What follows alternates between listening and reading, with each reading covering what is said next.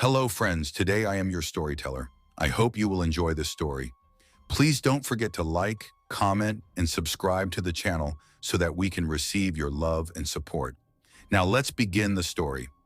I never thought a quick trip for sodas could change the way I look at the world, but it did, and not in the way you'd expect. It was the summer of 2017, Brookhaven, a small but restless city in upstate New York. Anyone who's ever lived here knows the kind of heat I'm talking about. The sticky, suffocating kind where the air feels like it's been sitting in someone's lungs before it hits yours. We didn't have central air in our apartment, just two rattling box fans that barely pushed the hot air around. By 10 p.m., the walls felt like they were glowing with leftover heat from the day. Sleep? Forget it. That's why I said yes when my kids begged me for a late-night walk to the 7-Eleven down the street. "Please, Dad," my son Ethan said, bouncing like he'd had 3 cups of coffee, though all he'd been drinking was water. "I just want a big gulp. They have the cherry flavor tonight." I saw them restock beside me. My daughter Mia tugged on my arm. "And I want a Slurpee." "The blue one. Just 5 minutes, Dad. We'll be back before you know it." I rubbed the back of my neck, debating. It was a Tuesday night. I had work in the morning, warehouse shift at the distribution center, but honestly, I wasn't sleeping anyway. My t-shirt was stuck to my back with sweat, and I could feel the headache building behind my eyes. Maybe the walk would help. "All right," I sighed, grabbing my wallet from the counter, "but straight there and back. No detours." "Yes!" Ethan pumped his fists. Mia let out a squeal, running to grab her flip-flops. I looked at them for a moment. Ethan at 12, already trying to act older than he was, and Mia at 9, still holding my hand on walks even though she pretended not to when her friends were around. They were my world. Since their mom left, it had been just the 3 of us, crammed into our 2-bedroom on Linden Street, making do with what little we had. Nights like this, sweaty, noisy, restless, were when I felt both the weight of it all and the strange comfort of knowing it was us against the world. We left the apartment and stepped into the thick, humming night. Brookhaven never really slept. Even at 10:30, people lingered on stoops with beers. Radios hummed old R&B, and kids ran through the spray of fire hydrants cracked open by teenagers earlier in the day. The sidewalk smelled of garbage and summer rain, but it was home. The 7-Eleven was 6 blocks down, past the corner laundromat, a stretch of shuttered storefronts, and then the park. That park always made me uneasy at night. The city lights didn't quite reach inside, and the trees along the edge made it feel like a shadow was always following you. Ethan walked ahead, kicking a loose bottle cap along the sidewalk. Mia squeezed my hand. "Daddy," she said softly, "are we really safe out here?" The question made me pause. "Of course," I said quickly, though my stomach nodded. "We're just getting drinks. Nothing to worry about." But then I noticed them. They stepped out from the tree line near the park entrance. A man and a woman. At first glance, they didn't look threatening. In fact, they looked out of place. The man wore a pale gray button-up shirt tucked into slacks, sleeves rolled neatly at the elbows. His shoes gleamed like he'd just left an office meeting. The woman was in a fitted black dress, her hair pinned back neatly, makeup perfect. For a second, I thought maybe they were lost tourists. But then I saw their eyes. Not the wide, curious look of strangers. Not even the wary glance of city people passing others at night. Their eyes were sharp, fixed, calculating. They angled toward us. Ethan slowed his steps, glancing back at me. I tightened my grip on Mia's hand. "Evening," the man said smoothly as they drew close. His voice had no warmth, no casual neighborly tone. Just flat, controlled. I nodded, trying to keep walking. "Evening." That's when he said it. "Give me your wallet." I blinked at him. Thought I'd misheard. His tone hadn't changed. Calm, even. Like he was asking me what time it was. "You serious?" I said, half laughing, half nervous. He didn't laugh back. Instead, he slipped a hand into his pocket and pulled out a folding knife. With a practiced flick, the blade snapped open, catching the orange glow of the streetlight. My stomach dropped. "Wallet?" Now Mia whimpered, clinging to me. Ethan froze, his face pale. "Look, man," I said carefully, raising one hand while keeping Mia behind me. "I don't have much cash on me." "We don't have to." Before I could finish, the woman moved. Quick, like she'd been waiting for her moment. She lunged forward and clamped her manicured fingers around Ethan's wrist. "Let go of him!" I roared, stepping toward her. That's when the man struck. White-hot pain exploded in my side. For a heartbeat, I didn't realize what had happened. Then I looked down. The knife was buried just below my ribs. My breath hitched, my chest locking. I staggered, vision tilting. "Dad!" Ethan screamed, struggling against the woman's grip. Mia shrieked. The man yanked the knife free and I nearly collapsed. Blood poured hot down my shirt. Something inside me snapped. I don't even remember deciding to fight. My fist just shot out, fueled by a surge of rage I didn't know I had left. My knuckles connected with the woman's jaw. Crack. She crumpled, blood spilling from her mouth as she hit the pavement, wailing like she was the victim. The man snarled, raising the knife again. "Hey! What the hell's going on?" Two joggers rounded the corner, slowing when they saw the scene. Their eyes darted between me, bleeding, and the woman on the ground. The man's face hardened. He glanced at the joggers, then at me. His jaw tightened. Without a word, he turned and bolted into the shadows of the park. The woman stayed on the ground, clutching her bloody mouth, whimpering. I collapsed to my knees. The world spun. My hands were slick with my own blood. Police came minutes later, but the nightmare wasn't over. Even with a knife wound, they treated me like a suspect. The woman between sobs claimed I had attacked her. Her story twisted the truth, painting me as some lunatic who had assaulted a couple out of nowhere. The joggers didn't help at first. From a distance, they'd seen me hit her and assumed it was some domestic dispute. My kids, terrified, crying, were the ones who told the truth, that she and the man had tried to take Ethan. Slowly, the pieces came together. Turns out the woman was from a wealthy family, estranged after years of drug abuse and bad company. She and her partner had been involved in similar incidents, luring kids under the guise of robberies. Some of those kids were never seen again. That's the part that keeps me awake at night. The man vanished into the city, never caught. The woman was convicted of attempted kidnapping, though her family tried to press charges against me for assaulting her. The case was thrown out, but the audacity of it all still rattles me. I spent 2 weeks in the hospital with a tube in my chest for the collapsed lung. Every second hurt, but I didn't care. My kids were alive. That's all that mattered. It's been years now, but the what-ifs never leave me. What if I hadn't fought back fast enough? What if the joggers hadn't come by? What if the knife had landed an inch higher? Brookhaven feels different to me now. Smaller, darker. Every walk past that park makes my chest tighten. I don't take late-night strolls anymore, and I sure as hell don't step foot into 7-Eleven without watching my back. Some scars heal, others stay open forever. That night taught me one thing.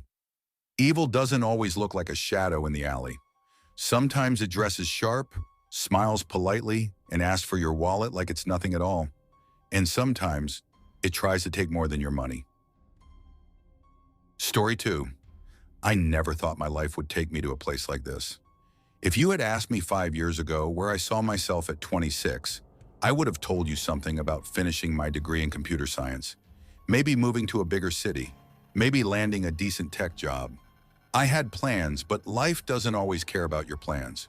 One wrong step, one bad break, and suddenly you're standing under the buzzing fluorescent lights of a 7-Eleven in Dayton, Ohio, working the graveyard shift for minimum wage. My name's Ethan Morales, and if you're reading this, it means I've finally decided to put into words something that's been gnawing at me for over 2 years. Back in 2022, I was living in a crappy one-bedroom apartment off Linden Avenue, barely making rent. I dropped out of Wright State University after my mom got sick. She'd been diagnosed with breast cancer, and someone had to help with the bills. My dad wasn't around. He left when I was 12, so it was just me and her. After she passed in late 2021, I couldn't bring myself to go back to school. I didn't have the money, and honestly, I didn't have the drive anymore. So I picked up whatever work I could: dishwashing, loading trucks, stocking shelves. When the 7-Eleven on East 3rd Street posted an opening for a night shift clerk, I figured, why not? It wasn't glamorous, but it was steady. I didn't mind nights, and the idea of being alone with my thoughts seemed easier than smiling through a fake customer service job. I was wrong about that last part. Most nights were uneventful. I'd clock in at 10:45 p.m., take over for Sandra, the 50-something day shift woman who always smelled like menthols and cheap perfume, and then the store would become my world until sunrise. There's a rhythm to late-night convenience store life. Midnight to 1 a.m. The drunks stumble in from bars, buying chips, Gatorade, and whatever greasy hot dogs have been spinning since the afternoon. 1 a.m. to 3 a.m. Dead quiet. Just me, the hum of the refrigerators, and the occasional semi-rumbling down the road. 3 a.m. to 4:30 a.m. Truckers, night shift workers, and the kind of people who live in shadows. 5 a.m. to 6 a.m. Early risers buying coffee, and my relief shows up. I learned to live by those rhythms. Some nights I'd kill time reading books behind the counter. Other nights I'd watch YouTube on my phone, the security cameras flickering silently in the corner of my vision. But one night in early November, cold enough that my breath fogged when I walked to work, everything changed. It was 1:58 a.m. I remember the exact time because I just glanced at the clock above the coffee station. That dead hour where time drags like wet cement. The automatic door hissed open, and in walked a man who didn't fit. He wore a charcoal gray suit, not fancy but professional, like the kind you'd wear to court or a funeral. His tie was loose, his shirt wrinkled, and his dark hair was slicked back but messy at the edges, as if he'd been pulling on it all night. The first thing I noticed was the smell. Whiskey. Strong. It wrapped around him like a second skin. Most drunk guys who wander into 7-Eleven wear hoodies, jeans, maybe a sports cap. This guy was different. Too put together, too sharp, even in his disheveled state. He didn't stumble. He didn't wander. He moved with purpose, straight to the refrigerated drinks at the back. He yanked the door open with a sharp jerk and started grabbing bottles of Starbucks cold brew, piling them into his arms like he hadn't slept in weeks. When he got to the counter, he dropped them with a thud so loud it made me flinch. I started scanning them, the register beeping rhythmically. The silence was thick, broken only by that sound. Then he exhaled, and the wave of whiskey hit me harder. I don't know why I opened my mouth, but I did. Maybe because silence can feel heavier than words sometimes. "Rough night?" I asked. "Or a good one?" He looked at me for the first time, and then he laughed. Not the laugh of a drunk idiot, not the laugh of someone telling a joke. It was deep, hearty, almost joyful, like I had just given him the best punchline he'd ever heard. "A little of both," he said, shaking his head. And then, almost too casually, he added, "Just got out of court." They acquitted me. I froze. My finger hovered over the register button. "Court?" I asked, trying to sound casual. He nodded, his eyes glassy but sharp. "Yeah, hunting accident. Couple years back. I pulled the trigger at the wrong time. Poor bastard never saw it coming." The air in the store seemed to thicken. I swallowed hard. My mind scrambled for something to say. The first words that came out were weak, stupid. I'm sorry." He laughed again, softer this time, almost nostalgic. Then he leaned in just a little, his voice dropping to a near whisper. "There was no accident." Story continues with deep pacing. Ethan's fear, scanning change with trembling hands, describing the man's icy skin when passing money. The black sedan he drives off in, Ethan memorizing the plate, calling 911, officers arriving, the FBI's later involvement, revealing the man's name as Daniel Harrington instead of the original, and the terrifying confirmation that he's linked to multiple unsolved murders. Ethan is left haunted, unable to sleep, always hearing that line, "There was no accident." I never saw Daniel Harrington again, but some nights when I'm walking home after a late shift, I swear I hear footsteps behind me. Sometimes when I close my eyes, I hear his laugh, the way it rattled the air, the way it made my stomach turn. And always, always, I hear his whisper, "There was no accident." That night changed me. I don't trust quiet strangers anymore. I don't look at late-night customers the same way.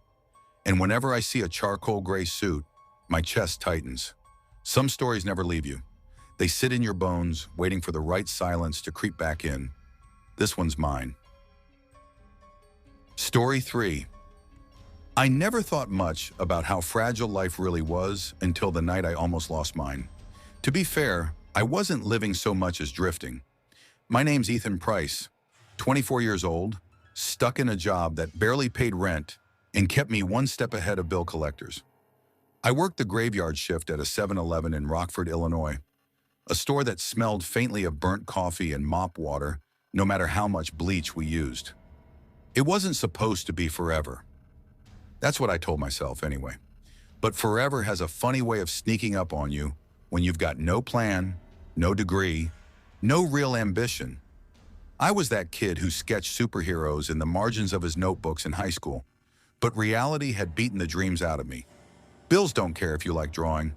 Rent doesn't care if you want to be an artist. So I stocked shelves, rang up cigarettes and sodas, and stared at the clock until sunrise. Rockford isn't a glamorous city. It's the kind of place where pawn shops outnumber bookstores and liquor stores glow brighter than churches. My 7-Eleven sat wedged between a laundromat with busted machines and a liquor mart that never closed early, no matter what kind of fight spilled out of its doorway. I'd been working there about 8 months since I'd flamed out of community college. I lived in a dingy one-bedroom a few blocks away, peeling paint on the walls, heater that clanged like a dying robot, neighbors who fought loud enough for me to hear through thin drywall. I didn't have friends, not really. Acquaintances, sure. Co-workers I nodded at during shift change. But my nights belonged to the buzzing fluorescent lights of that store. That's where it happened. It was a Tuesday night, early October, chilly enough that the glass doors fogged when customers came in. I clocked in at 11 p.m. sharp, trading nods with Maria, the evening cashier, who was half asleep as she handed me the till. "You're up," she mumbled. "Yeah, go get some rest," I said. "Don't get stabbed." She grinned, half serious, half joke. That's the thing about night shifts. You make those jokes because they're half true. For the first 2 hours, it was the usual parade. A construction worker with grease-stained hands buying energy drinks. A twitchy guy in a hoodie who lingered too long by the lottery machine. A woman in slippers clutching cigarettes like they were oxygen. I leaned against the counter, scrolling on my phone between customers. The hum of the refrigerators behind me was like white noise. And then it hit. It started sudden. A pain unlike anything I'd felt before. Not the dull ache of dehydration, not the sharp stab of a migraine. This was crushing, like someone had swung a lead pipe into the back of my skull. "Shit," I muttered, clutching the counter to steady myself. My vision blurred at the edges, colors bleeding together. I grabbed the bottle of aspirin I kept stashed under the register, dry swallowed 2 pills and tried to shake it off. A man came in right then, mid-40s, trucker cap, buying coffee and a glazed donut. His face looked stretched, unreal, like I was seeing him through warped glass. "You good, man?" he asked when he saw me sway. Yeah, just tired." I forced a smile, swiped his card, handed him the receipt. That's the last thing I remember. When I woke up, I wasn't behind the counter anymore. I was staring at a ceiling lined with harsh fluorescent lights. The sterile sting of antiseptic filled my nose. Machines beeped in steady rhythm. My body felt pinned to the mattress by invisible weights. A nurse leaned over me. She had kind eyes, dark circles beneath them. "You're awake. Good, try not to move too much." "What happened?" My throat was dry as sandpaper. "You collapsed at work." "Seizure. The ambulance brought you in a seizure?" I'd never had one in my life. She hesitated before continuing. "The scans show a brain bleed. The doctors want to operate. Soon operate." That word sliced through the fog in my brain. Before I could ask questions, more people flooded into the room. Surgeons, nurses, masks pulled up, gloves snapping. One of them, a young doctor with sharp eyes, explained quickly. "We'll need to relieve the pressure. Drill to drain the bleed. It's urgent." My chest tightened. "Drill? Into my head?" "It's standard," he assured. "We need to do it now." They were prepping me, moving fast, wheeling me toward the OR.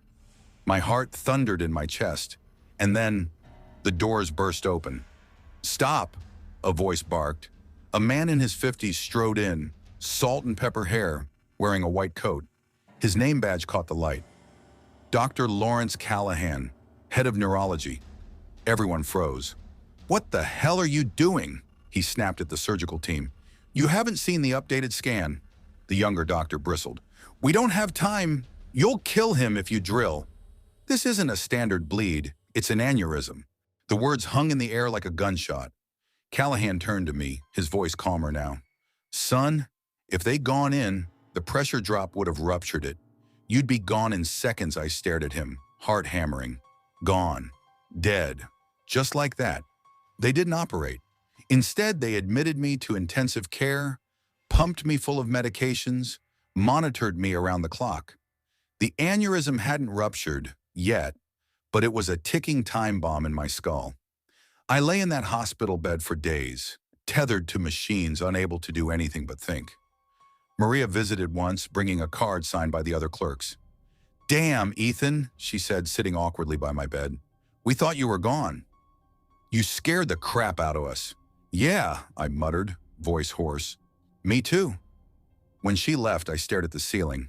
One wrong move, one wrong diagnosis, one ordinary night at work, and I could have been dead on the table.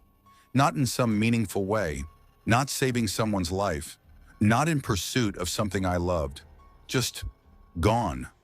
Collapsed behind a counter, ringing up donuts. That realization broke something in me. When they finally discharged me, my parents drove me back to their place. I couldn't go back to the apartment. I couldn't go back to 7-Eleven. Over dinner one night, I finally said it. "Mom, Dad, I don't want to waste my life anymore. I want to try, really try, to be an artist, a comic book artist." My dad frowned, fork frozen halfway to his mouth. My mom blinked, unsure. "Ethan," Dad said carefully, "that's not exactly stable." "I almost died, Dad," I snapped. The words came out harsher than I meant. "I almost died in that shitty store doing something I didn't care about. If I go tomorrow, I don't want that to be the story of my life." Silence. Finally, my mom reached across the table, squeezed my hand. "Then do it. We'll figure it out." It's been 2 years since that night. I'm not famous. I don't make much money. But I've got a portfolio. I've landed a few freelance gigs, even illustrated a short indie comic. For the first time in my life, I wake up feeling like I'm living, not just surviving. Sometimes I still think about that store. The hum of the refrigerators, the tired faces of night customers. I wonder how many of them are stuck the way I was, existing in limbo, waiting for something to change. Life is terrifyingly fragile. One weak vessel in your brain, one wrong diagnosis, one ordinary night on shift, and it can all end. But if I learned anything, it's this. The true horror isn't death. It's never living at all. Story 4. I never planned on working nights. Honestly, I thought I'd have been long done with these kinds of jobs by now. Life, though, has this funny way of throwing you into places you swore you'd never end up. I'm 23. My name's Rachel Moore, and at the time this all happened, I was renting a cramped studio apartment above a bakery in Springfield, Illinois. The smell of bread baking at 3 a.m. drifted into my room every night, a constant reminder that my neighbors were working just as hard as I was. I took the job at 7-Eleven on Main Street because it was walking distance from my apartment, and I needed something flexible enough to cover rent while I finished my last year of night classes at the community college. My parents weren't in the picture anymore. Long story, complicated, ugly, so I had no one to lean on financially. It was me, my books, and a paycheck that barely kept the lights on. The thing is, night shifts never really scared me. If anything, I kind of liked them. There was a rhythm to the solitude, the hum of the coolers, the buzz of the fluorescent lights, the occasional drunk customer stumbling in, desperate for Gatorade or a hot dog off the roller grill. I thought I'd gotten used to the strange little ecosystem of the 7-Eleven night shift. Until him. It was a Thursday night in October, the kind of night where the air bites at your skin and every sound feels sharper. I'd already been at the register for 6 hours. My coworker, Ethan, was in the back unpacking boxes of chips. The store was empty except for the steady buzzing of the old security cameras. I leaned on the counter, scrolling through my phone, when the door chimed. I looked up. Tall, maybe mid-40s, stringy brown hair plastered to his forehead like he hadn't washed in days. His oversized jacket looked like it belonged to someone else, swallowing his thin frame.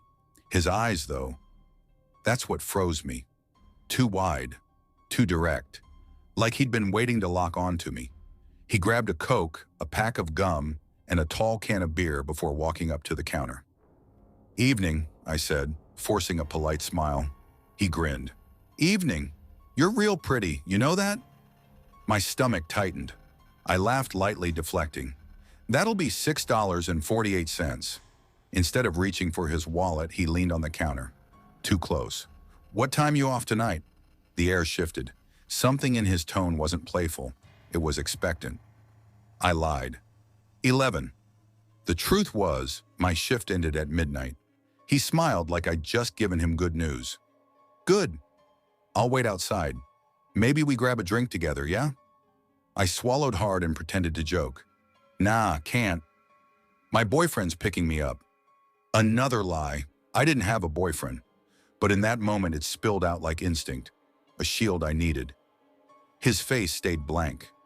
Then under his breath he muttered, "I'll make him see things my way." I froze. He paid finally and walked out. When midnight came, I packed my bag, my pulse hammering. I stepped outside. The cold air hit me, and then I saw it. A car parked under the flickering streetlight, engine off. The driver's door opened. It was him. He got out slowly, like he'd been waiting all along. I spun on my heel, darting back inside. Ethan nearly dropped a box of chips when I rushed past him. "What's wrong?" he asked. I whispered, my voice shaking. "Just tell him I'm on break." The bell above the door chimed. "Oh, her?" Ethan said, pretending casual. "She's on break. Be out in a few." Silence. Footsteps. Then the door chimed again. He left. That was the first night he waited for me, but not the last. I stopped taking the bus. Instead, I started using Uber. Most nights I requested the same driver, Marcus, a kind guy in his 30s who worked nights like me. The first night he picked me up, I asked him to take a weird route home. He gave me a confused look but shrugged. Good thing I did, because halfway through the ride I glanced in the rearview mirror. His car, following us. "Can you lose him?" I whispered. Marcus didn't ask questions. He cut across town, weaving through side streets until the headlights vanished. My chest shook as I cried quietly in the back seat. From then on, Marcus waited outside the store for me, night after night. But the man still came. Sometimes he sat in his car outside, lights off, just watching. Other times he came inside, buying a single pack of gum or a soda, his eyes never leaving my face. I lived in fear. I stopped going straight home. I walked around with pepper spray clenched in my fist. I barely slept. Marcus finally convinced me to go to the police. I sat in that small, fluorescent-lit office, hands trembling, telling them everything. The officer leaned back in his chair. "Has he threatened you?" "Not directly," I admitted. "Has he touched you?" "No." "Then there's not much we can do. But if he does, call us immediately." I wanted to scream. It was 3 a.m., the store empty. He walked in, silent, didn't buy anything. Just stood by the counter staring. I tried to look at my phone, my hands shaking. Then he leaned in close. His breath smelled sour. His words were a knife. "I don't like being lied to." I nearly dropped my phone. My throat tightened. I grabbed the store phone and dialed 911 in front of him. He laughed, loud, then turned and walked out. The weeks that followed were hell.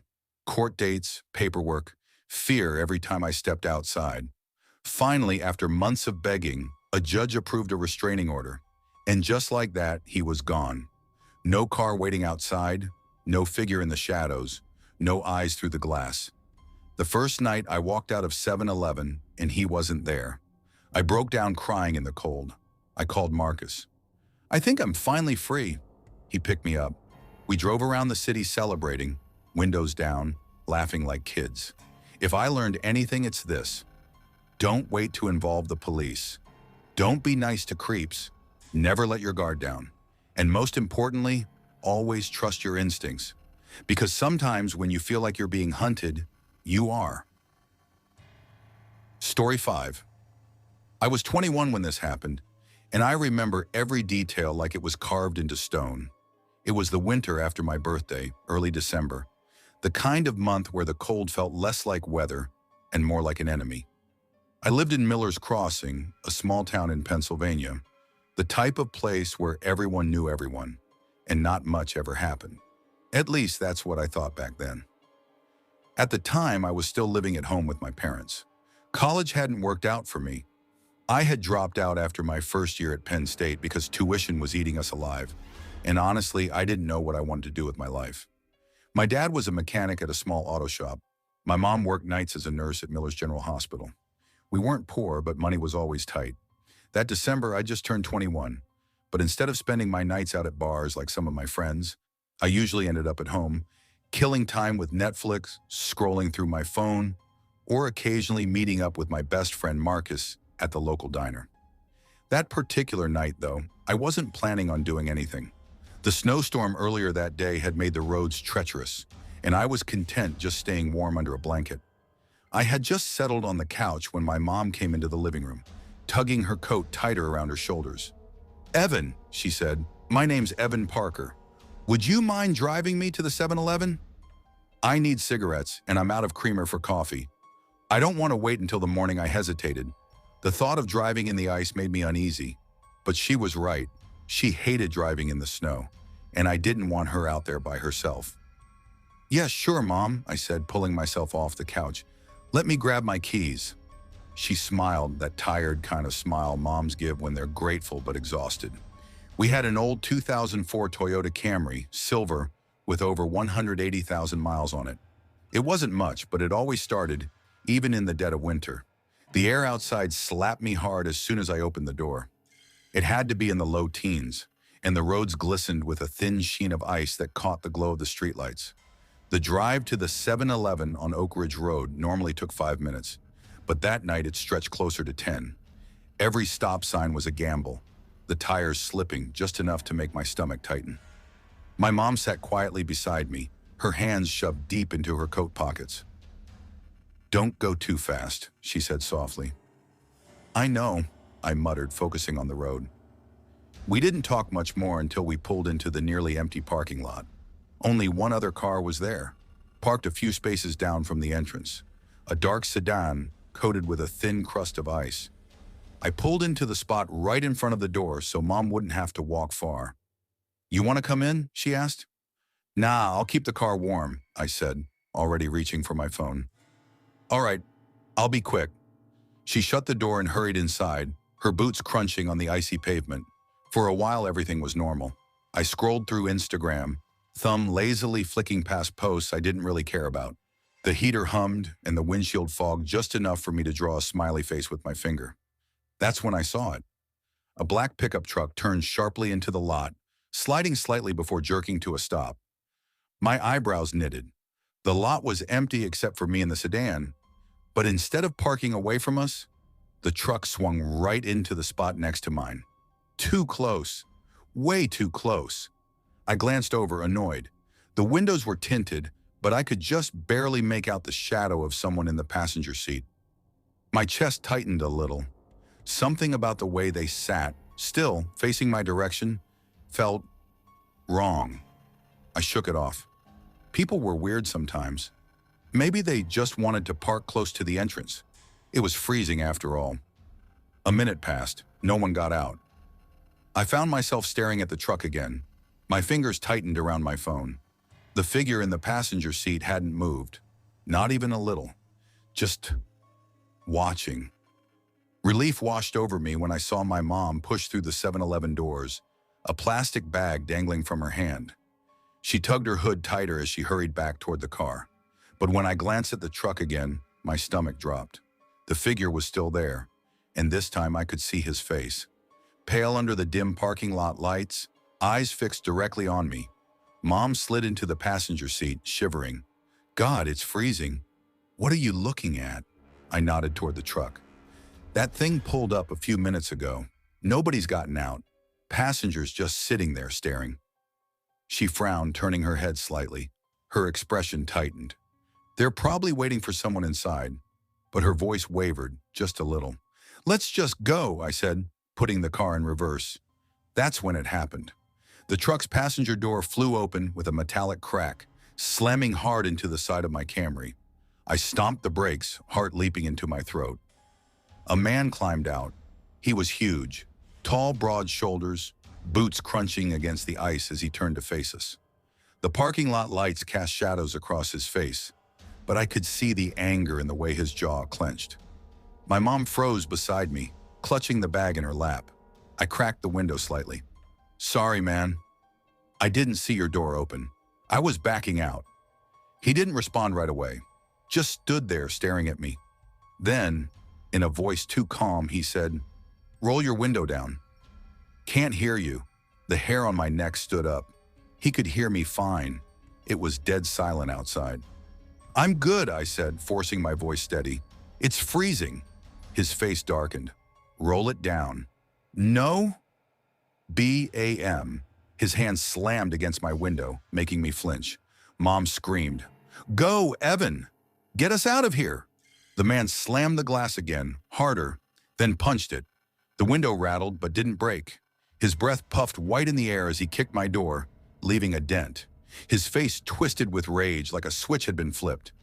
Inside the store, I caught sight of the cashier behind the counter, phone pressed to his ear, calling the cops. But I knew we didn't have time to wait. I threw the car in reverse and floored it. The tires skidded, the Camry fishtailing on the ice. But I managed to back out just as the man lunged at us. He missed us by inches. I spun the wheel, heart slamming in my chest, and shot toward the road. Relief didn't last. In my rearview mirror, headlights flared. The black pickup was right behind us. "Shit," I muttered. "They're following us," Mom cried, fumbling for her phone. She dialed my dad, voice trembling. "Jason!" "They're chasing us. Evan's driving. We're on Oak Ridge Road." "Don't slow down," Dad's voice thundered through the phone. "I'm on my way." "Keep moving. I'll meet you halfway." The truck stayed close, too close, its headlights blinding in my mirror. My palms were slick on the steering wheel. Every turn felt like gambling with death on the icy roads. "Evan, faster!" Mom begged. "I'm trying." After what felt like forever, headlights appeared up ahead. A familiar silver Ford F-150 swerved onto the shoulder. My dad. Relief nearly knocked the air from my lungs. The black pickup slowed, brake lights flickering as it spotted him. Dad climbed out, his figure solid and unshakable in the snow. In his hand was his 9mm pistol, aimed steady at the truck. "I suggest," his voice boomed across the road, "you get the hell out of here before I put a bullet in both your heads." The passenger, the same man who had attacked my car, leaned out, grinning like a wolf. "You're lucky you showed up," he sneered. Then the truck peeled away, tires spitting slush as it disappeared into the night. I sat in the driver's seat, shaking so hard my teeth chattered. Mom was crying quietly, clutching my arm. Dad walked up, lowering the pistol, his face tight with anger and fear. "You okay, son?" I nodded shakily. "Yeah, I'm just scared as hell." He drove behind us all the way home, making sure the black pickup didn't return. They never did. But to this day, every time I pull into a 7-Eleven at night, I can't shake the memory of that man's face. His grin, his fists pounding the glass, the way he looked at me like he had already decided what he was going to do if he got inside that car. And I know deep down that if my dad hadn't been there, we wouldn't have made it out alive. Story 6. I was 18 when it happened. Barely a week past my birthday, still riding that strange line between being a teenager and stepping into adulthood. My parents had given me a gift I'd begged for since I got my license, a beat-up 2005 Honda Civic. Nothing special, dented on the passenger side, AC worked only when it felt like it, but it was mine. To me, it meant independence. No more begging for rides, no more waiting around. I could finally go where I wanted, when I wanted. That was the first year I felt like my life was opening up. College was just around the corner, and for once, the future didn't look so suffocating. I had cousins in Dayton, Ohio, about 6 hours from where I lived in Charleston, West Virginia. They'd been after me to visit since summer, and with my new car, I had no excuse anymore. My mom, though, wasn't exactly thrilled about the idea of me driving that far alone. 6 hours is a long drive, Michael, she said the night before I left. Arms folded, that familiar crease in her forehead. Mom, I'll be fine. It's just the highway, straight shot. I'll keep my phone charged and call you when I get there. She sighed. Promise me, don't stop anywhere sketchy. Keep your doors locked even when you're pumping gas. You hear me? I hear you, I said, rolling my eyes just enough for her to notice. She swatted my arm and smiled. The next morning, I loaded up my Civic, backpack, phone charger, a couple of energy drinks, and an old playlist on my phone. It felt like freedom. The first 2 hours flew by, music blasting, window cracked just enough to feel the cool September air, nothing but trees and asphalt stretching endlessly ahead. By the third hour, though, my gas gauge slipped lower than I'd realized. Rookie mistake. I muttered, shit, under my breath. I should have filled up before leaving town. Now I was on a nearly empty highway, and the needle was practically kissing E. A few miles later, I saw Salvation, a sign for gas. 7-Eleven, next exit. Relieved, I pulled off. But as soon as I rolled into the lot, unease crept in. The 7-Eleven sat alone off the exit, its neon sign buzzing faintly.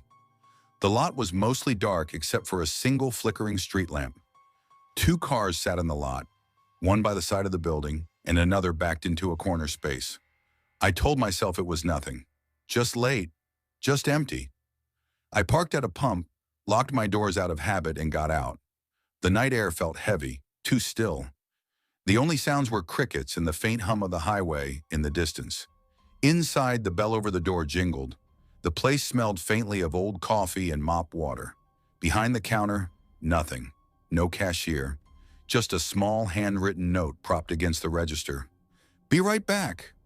I hesitated, but then wandered toward the coolers. That's when I noticed him.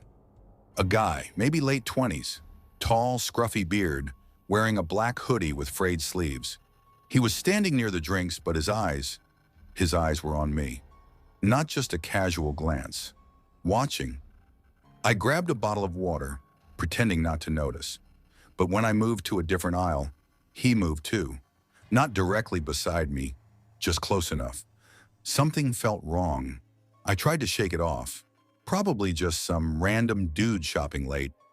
But when I stopped in the candy aisle, pretending to browse, I saw it clearly. He wasn't holding anything except a single beef jerky stick. He wasn't really shopping.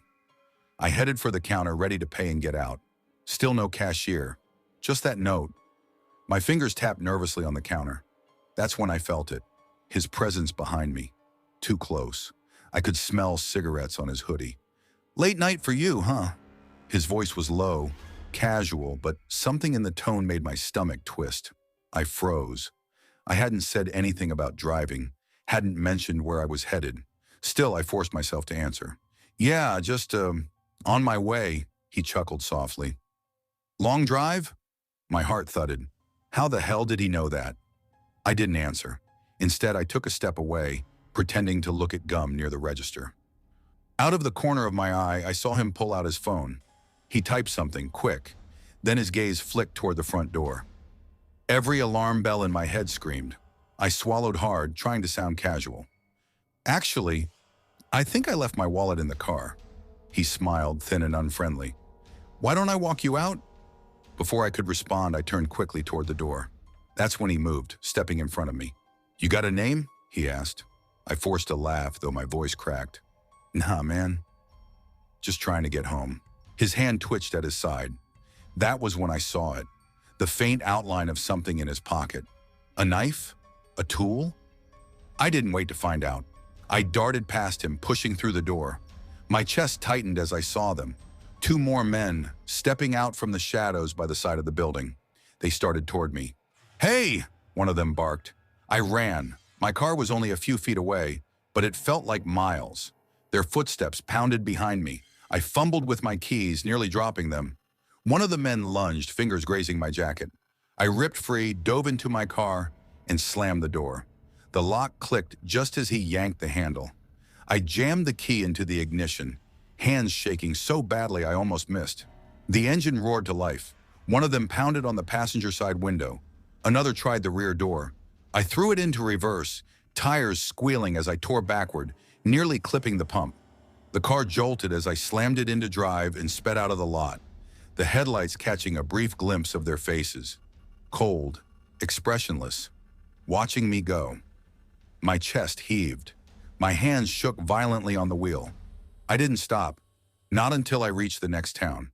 Not until I pulled into a well-lit parking lot and called 911 with tears streaming down my face. The cops got there fast, but by the time they reached that 7-Eleven, the men were gone. The cashier wasn't. They found him tied up in the back room. Duct tape over his mouth, pale and shaking, but alive. The security footage was useless. Grainy, blurry, but clear enough to show 3 men moving around the store. They hadn't worn masks. They hadn't paid for anything. They just waited. The police told me I was lucky. If I'd hesitated even 30 seconds, things could have gone very differently. I still make that drive sometimes, but never at night. Never with an empty tank.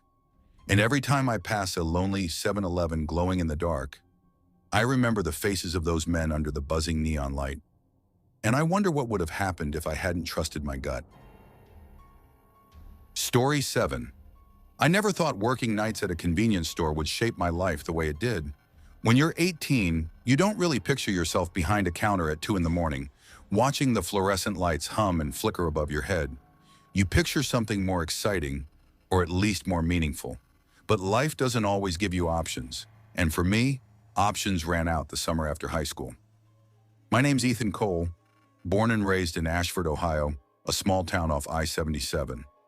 Not much happens here, just farms, 2 gas stations, a high school football team everyone cares too much about, and a Walmart that opened 5 years ago and put half the mom-and-pop shops out of business. My dad left when I was 12, my mom works double shifts as a nurse, and college wasn't in the cards for me. Not then, anyway. I barely scraped through senior year, grades tanking after Dad left. I didn't want to be a burden. Rent was overdue, groceries weren't cheap, and Mom's car was on its last legs. So when I turned 18, I did the only thing that made sense. I applied for jobs, fast food, retail, gas stations, anywhere that didn't require a degree. Most places didn't call back, but the 7-Eleven right off the highway exit was always hiring. That's how I ended up here. The manager, a middle-aged guy named Rick Jensen, interviewed me in 10 minutes flat. He barely looked at my application before saying, "You can start Monday. Night shifts open, midnight to 6, pays $12 an hour." That was it. No pep talk, no fake smile, no welcome to the family. Just a clock-in sheet and a faded polo shirt with the logo stitched crookedly on the chest. At first, I didn't mind. I'm not a people person, and nights at the 7-Eleven were dead. After midnight, Rick told me the policy was simple. Doors locked. Only let people in if they were paying for gas with cash at the counter. Otherwise, they used the pumps with a card, or not at all. I liked it that way. Quiet, predictable. Most nights I'd stock shelves, mop floors, count lottery tickets, sip burnt coffee, and scroll my phone.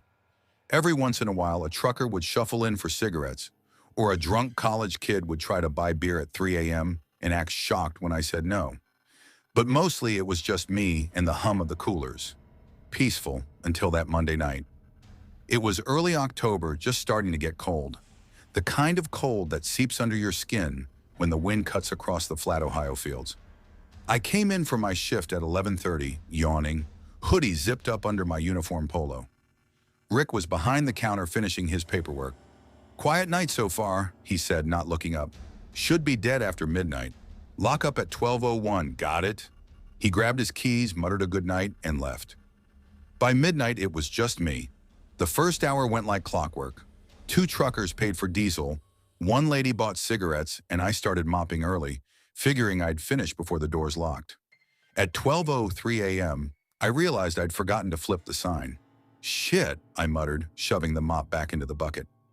I walked to the glass door, flipped the neon sign to closed, and slid the bolt. That's when I saw him. At first, I thought it was just another late customer wandering in from the pumps. But when I turned fully, my chest tightened. The man was massive. Not just tall, unnaturally big. He had to be close to 7 feet, maybe more.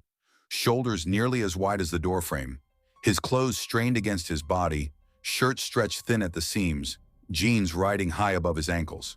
His arms hung low, almost ape-like, knuckles close to his knees. But his face, that's what froze me. Deep-set eyes, pale skin, and a grin so wide it didn't look real. It stretched across his face like someone had drawn it on, and he was staring directly at me. I locked the door fast, double-checking the latch. The man stepped closer, slow and steady. His lips moved, but I couldn't hear. Then came the knock. Tap, tap, tap. Not loud, not angry, just rhythmic. I shook my head, pointing to the closed sign.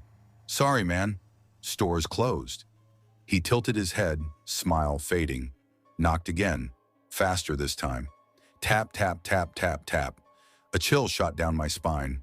I turned away, trying to ignore him. If I didn't feed into it, maybe he'd leave. Silence followed. I exhaled. Relief. Maybe he was just some drifter. But when I glanced back, my stomach dropped. He was crouched now, massive hands pressed against the glass, his face level with mine, grinning again. Open up, he whispered, voice muffled through the glass. I want a Slurpee. My throat went dry. Sorry, man. Closed. The grin melted into a frown. He shook his head slowly. Slurpee. His voice deepened, vibrating through the door. I want a Slurpee. I stayed silent.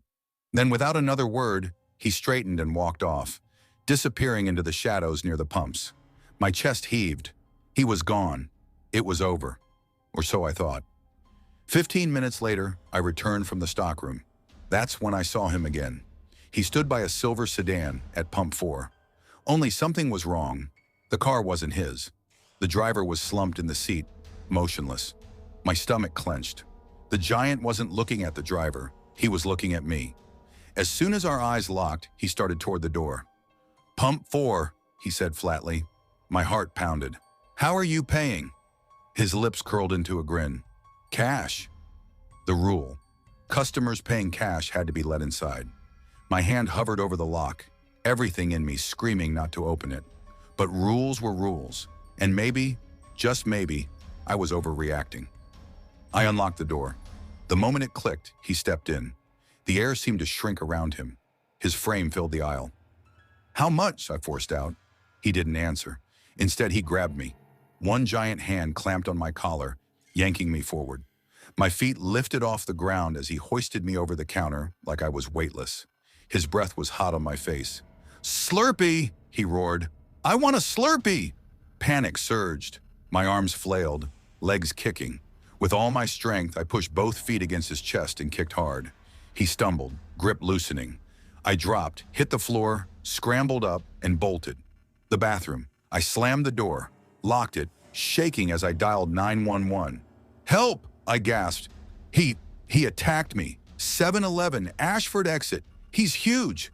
Thud. The door shook. Thud, thud, slow, heavy knocks. Then silence. I held my breath. The seconds crawled. Distant sirens finally wailed. By the time cops arrived, he was gone. But the sedan wasn't. Police pried open the driver's side. The man inside was alive, but barely. His neck bore dark bruises, finger marks unmistakable. He'd been strangled unconscious. Security footage told the rest. The giant had smashed the window with his bare hand, dragged the man down, then stood waiting by the car, staring into the store. But here's the part that still chills me. Despite his size, despite his face being clear on camera, police never found him. No ID, no leads, nothing. How does a man like that just disappear? The next morning I quit, packed my uniform in a trash bag, dropped the keys on Rick's desk, and never set foot in that 7-Eleven again. Because if he ever comes back, I won't be there to see it. Story 8, I never imagined that working at a 7-Eleven would leave scars deeper than any wound you could see. People laughed when I told them I got a job on the graveyard shift. What's the worst that can happen? They'd joke. Some drunk guy pukes on the Slurpee machine? But I wasn't laughing. My name is Daniel Reyes. I was 22 when it happened. Back then, I was just another broke exchange student, trying to survive in a country where everything, from rent to ramen, cost more than I could afford. I had left San Luis Potosi, Mexico, with nothing but a backpack and the half promises of a better life. My host family in Tacoma, Washington wasn't bad, but I never felt like I belonged in their home. Rent was cheap if I stayed in their basement, but food, tuition, and transportation were all on me. That's how I ended up at the 7-Eleven on Pacific Avenue, right near the highway exit. It was open 24/7, but no one wanted the night shift. That's when the creeps came out, so the job fell to me. I told myself it would be temporary, just until I saved enough to cover the semester, just until I found something better. But sometimes the temporary things are the ones that last the longest. At first, the job wasn't so bad. The hum of the refrigerators, the smell of stale coffee, the buzz of the neon sign outside, that became my soundtrack. Most nights, the store was dead quiet except for the occasional customer. A drunk college kid grabbing chips, a trucker buying cigarettes and black coffee, a homeless man counting out coins for a hot dog. I learned to keep my head down, to ring people up without asking questions. I'd sweep the aisles, wipe down counters, and pray for the clock to move faster. My manager, Mike Hanley, a grizzled Vietnam vet who owned more camo jackets than regular shirts, always warned me, "Graveyard shift ain't safe, kid. Don't play hero. You see trouble, hit that panic button under the register." Got it? I nodded, though part of me thought he was exaggerating. After all, what could really happen in a convenience store? It was a Tuesday night in late November, the kind where the cold bites at your fingers, even through gloves. The streets were slick with leftover rain, reflecting the red and green traffic lights like oil on water. I clocked in at 10 p.m., same as always, and Mike gave me the usual rundown. Restock the drinks, don't forget to log the lottery tickets, and for God's sake, don't let the bums hang around outside. Then he left, muttering something about early fishing tomorrow. By 1 a.m., the store was empty. I leaned behind the counter, sipping a burnt cup of coffee, watching the black and white CCTV monitor. Two guys were arguing outside near the payphone, probably drug dealers, but I didn't pay them much mind. That was normal. That's when the door jingled. At first, I didn't even look up. Then I did, and froze. She was tall, broad-shouldered. Her hair was stringy and uneven, as if cut with a kitchen knife. Her clothes were dark, soaked from the rain, hanging off her body like old curtains. But what struck me most wasn't her appearance. It was her eyes. Empty, hollow, like two bottomless wells where humanity had been drained out long ago. And she was holding an axe, not dangling at her side like some tool. No, she gripped it tightly, knuckles pale, like she was daring the world to stop her. My mouth went dry. Ma'am, you can't bring that in here," I said, forcing my voice to stay calm. Her lips twitched, almost into a smile, but it wasn't right. "You mean this?" she asked, raising the axe slightly. Yeah, that. She stepped closer. The bell above the door jingled again behind her. Each footstep echoed in the silence. I inched my hand toward the panic button under the counter, but before I touched it, she slammed the axe down. The blade dug into the counter an inch from my hand. The cheap laminate cracked. My breath hitched. "You know this axe means I can come in whenever I want, right?" she whispered, leaning forward. I nodded slowly, every muscle stiff. "You see that glass on the door?" she continued, eyes locked on mine. "This axe would go through it like it's paper. So don't tell me what I can or can't bring in here. Understand?" "Yes," I said softly. She studied me for what felt like forever. Then, without warning, she yanked the axe free and walked to the door. At the exit, she turned her head just enough to speak. "You're lucky." Then she was gone. I stood frozen, heart pounding. Call the police, I thought. But what if she was still outside? What if she saw me? My fingers trembled too much to dial anyway. So instead, I cleaned shelves that didn't need cleaning. Checked expiration dates on snacks. Pretended everything was normal. 15 minutes crawled by. Then 20. The bell jingled again. This time it was a couple. A man in his 30s, leather jacket, tired eyes. A woman maybe mid-20s, jeans and hoodie, clutching a soda and a pack of gum. Normal, harmless. Relief washed over me. But then, the door jingled again, and she was back. the axe still in her hands, her expression darker now. The man noticed immediately. His shoulders tensed. "What are you looking at?" she snapped. He didn't answer. He glanced at me, then back at her. "Why are you carrying that axe?" Her grip tightened. "Why do you care?" "Because you could hurt someone," he said firmly. Her eyes flickered. Then, in a chilling whisper, "You're right." And she swung. The axe buried into his shoulder with a sickening thud. Blood sprayed across the linoleum. His scream tore through the silence. The woman beside him shrieked, stumbling backward. I reached for the phone, fumbling, hands shaking too hard to press the numbers. The man collapsed, clutching his shoulder, blood seeping between his fingers. The woman turned to run, but the attacker was faster. She swung again. The blade caught the woman's back. Her scream pierced me. The man, barely conscious, reached out weakly, eyes locking with mine for a split second before his arm dropped limp. I thought they were both dead. I thought I was next. But then, the attacker stopped. Her face twisted. Confusion flickered in her hollow eyes. She looked around, as if realizing what she'd done for the first time. Then she turned and ran. I don't remember dialing. Somehow my fingers found the numbers. Police arrived minutes later, sirens cutting the night. Paramedics swarmed the couple. By some miracle, they were alive. Barely. They found her wandering a few blocks away, still swinging the axe at shadows. She didn't resist arrest, didn't speak. Later in court, she claimed she remembered nothing. No motive, no explanation, just blankness. She got 14 years in prison, but no sentence erases the sound of an axe hitting flesh, or the way her eyes looked at me that night. And sometimes when I'm alone at night, I still hear the bell above the door. I still hear her whisper, "You're lucky." Story 9. I never thought my life would come down to a job at a 7-Eleven in the middle of nowhere. But bills don't pay themselves. My name's Ethan Miller, 24, born and raised in a small town in Ohio. And for most of my life, I never thought I'd end up stuck behind a counter, stocking shelves at 3 in the morning. But that's how things worked out. I had plans once. College, maybe becoming a teacher, something stable. But life has a way of kicking you sideways. My dad passed away 2 years ago from a heart attack, and Mom's health has been shaky since. Between hospital bills, car payments, and rent, I dropped out of school and started grabbing whatever work I could. First it was dishwashing, then warehouse shifts, then finally this.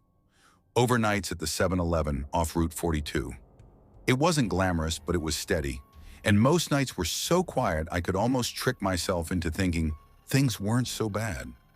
A few drunk college kids from the state university 10 miles down the road, a handful of long-haul truckers topping off on caffeine, the occasional local coming in for cigarettes. That was about it. 3 months in, and I thought I'd seen everything. But that night proved me wrong. It was a Friday night in early November. Bitter cold, the kind of night where the wind cut through your jacket no matter how many layers you wore. I pulled my rusted Honda Civic into the nearly empty parking lot at 11:45 p.m. 15 minutes early, like always. The store looked the same as it always did. Fluorescent lights buzzing above, neon signs flickering, the faint glow of the slushy machine spilling blue and red light against the glass windows. But something felt off. Usually I'd see Danny, the guy on the evening shift, leaning against the counter, scrolling TikTok, or sipping a Monster. He'd crack a dumb joke when I walked in, something about how I looked half asleep already. But tonight, as I glanced through the front doors, he wasn't moving. He was standing rigid behind the counter, both hands gripping the edge, staring straight ahead like a statue. Okay, that's weird, I muttered to myself, grabbing my backpack from the passenger seat. I shoved my hands into my hoodie pocket and walked to the door. The automatic chime went off as I pushed inside. The warmth hit me first, then the smell. Burnt coffee and that faintly sour tang of cleaning solution. But Danny didn't say a word. He didn't even look at me. "Yo, Danny," I said, forcing a grin. "Shift's over, man. You can go home. I'll take it from here." Nothing. His jaw tightened just slightly, but his eyes stayed locked ahead. That's when I noticed we weren't alone. 2 customers were inside. One man in a Carhartt jacket stood frozen in the chips aisle. both hands shoved deep in his pockets, staring at the floor. Another guy, tall and thin, stood by the refrigerated coolers with his forehead pressed against the glass, breathing slow, fogging it up. Neither moved. Neither looked normal. The hairs on the back of my neck prickled. Everything good?" I asked cautiously. Danny's eyes flicked toward me, just for a second, and that's when I saw it. His hands were shaking. Something was wrong. Really wrong.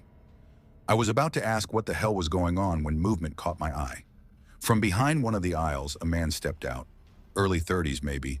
Messy beard. Dark hoodie pulled low. His face half in shadow. His right hand lifted his shirt just enough to reveal the black grip of a handgun tucked into his waistband. "Don't move," he said, voice low but sharp. My stomach dropped. I froze. "Don't say a word," he added. His eyes flicked between me, Danny, and the other customers. His pupils were blown wide and sweat dripped down his temples. He wasn't calm. He wasn't controlled. He was jittery, twitchy, unpredictable. The worst kind of person to be holding a weapon. I raised my hand slowly. Okay, man. I'm not moving. Good," he hissed.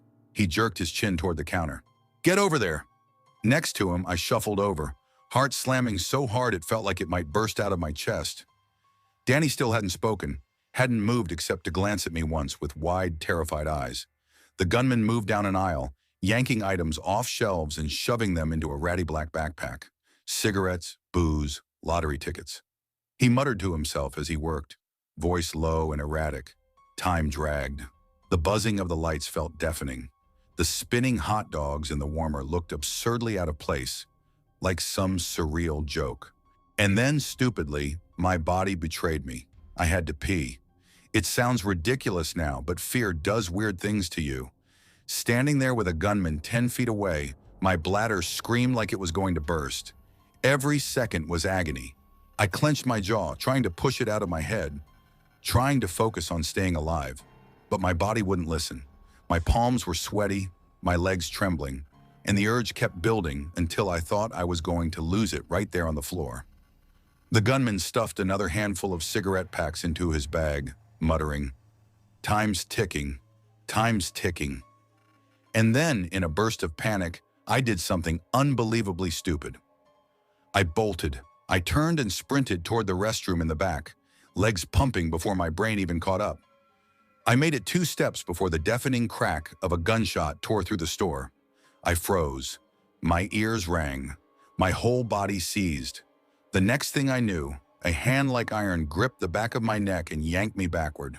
The gunman shoved me hard against the counter, his breath hot and furious against my ear. "You think this is a joke?" he hissed. "You trying to be a hero?" My voice came out in a choked stammer. "No, I wasn't." His fingers dug into my skin. "Try that again, and I put the bullet through you, understand?" I nodded frantically, throat dry. He shoved me back into place beside Danny. My knees nearly buckled. My bladder still screamed, but now terror had burned away everything else. Minutes crawled by like hours. The gunman kept pacing, muttering, shoving more items into his bag.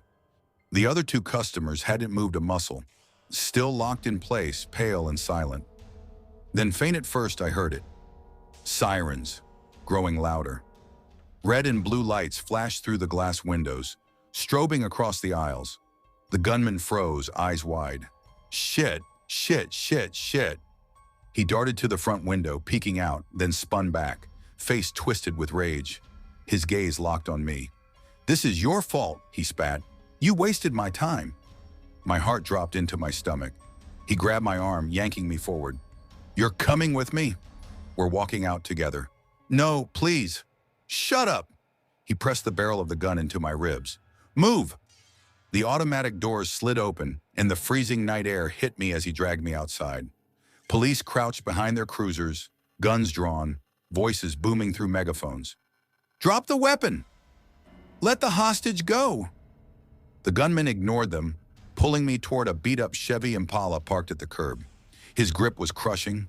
My legs shook so badly I could barely walk. Every instinct screamed at me to fight, to break free. But the cold press of steel at my side kept me frozen. And then, Sudden movement. A blur from behind. The grip on my arm vanished. The gun clattered to the pavement. I spun around just in time to see Danny, quiet, trembling Danny, on top of the gunman, tackling him with desperate force. They struggled, fists flying, grunts echoing across the lot. In seconds, officers swarmed. Shouts, the crackle of radios, the metallic click of handcuffs.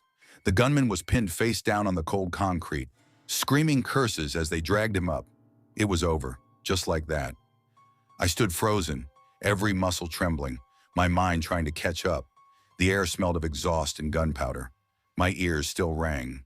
An officer approached, lowering his weapon. "You all right, son?" I nodded weakly. Yeah, I think so." He put a steady hand on my shoulder. "We'll need a statement down at the station." I exhaled, rubbing my face. My whole body sagged with exhaustion, with shock, with the weight of everything that had just happened. And then, absurdly, one thought cut through it all. I looked at the officer. Can I use your restroom first?" For a moment, he just blinked at me. Then, despite the chaos, he cracked a small smile. "Yeah," he said softly, "I think we can arrange that." That was the last shift I ever worked at 7-Eleven. I quit 2 days later. Every time I pass one now, the glow of the neon signs makes my stomach twist. The smell of burnt coffee makes me tense, and the sound of that overhead door chime still rings in my nightmares. Some nights I wonder what would have happened if Danny hadn't acted, if the cops had been a few minutes later, if I hadn't been so stupid as to make a run for it. But I don't dwell too long, because I'm still alive, and that's more than I can say for what could have been.